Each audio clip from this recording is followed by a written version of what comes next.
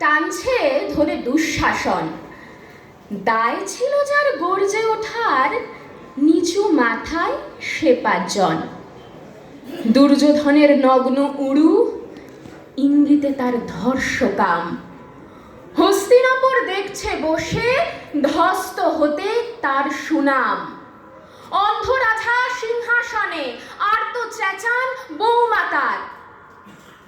নিজের দলের নির্যাতনে সব রাজা হন নির্বিকার। কর্ণ বসে হাসছে হাহা, রাজার দলের লোক তো সে। শর্তবিহীন সমর্থনেই তাবৎ আরাম সুখ বসে। ভীষ্ম, দ্রোণ, কৃপ নীরব, সরকারি লোক হাজার হোক। রাজার কথাই তোমার কথা, তুমি যখন রাজার লোক। খল শকুনি দেখছে সবই, বস্তুত সে ধ্বংস চায়। ঘরের মাটি লাল হয়ে যাক দেশ বিভাগের যন্ত্রণায়।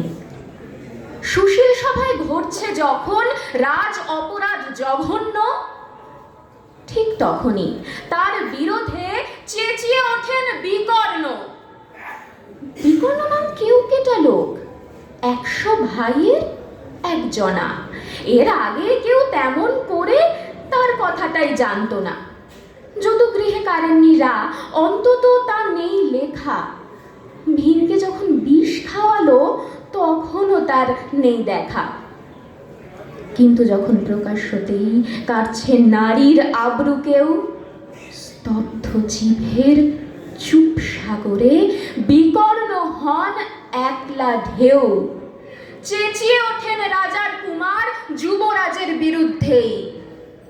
মহাবলী পাণ্ডবেরও গলায় তখন সে সুর নেই। রাজা যখন নীরব থেকে সায় দিয়ে যান ধর্ষণে, ঠিক তখনই সমস্ত যুগ বিকর্ণদের স্বর শোনে। আমরা যারা কিচ্ছুটি নই, একটি মাত্র ভোট কেবল। অত্যাচারের সামনে এলে সঙ্গী শুধু চোখের জল। পোষ্য ভাবে যাব না চেবাই, অন্ধ এবং নিকর্ণ। প্রার্থনা থাক আমরা যেন একবার হই বিকর্ণ। প্রার্থনা থাক আমরা যেন একবার হই বিকর্ণ।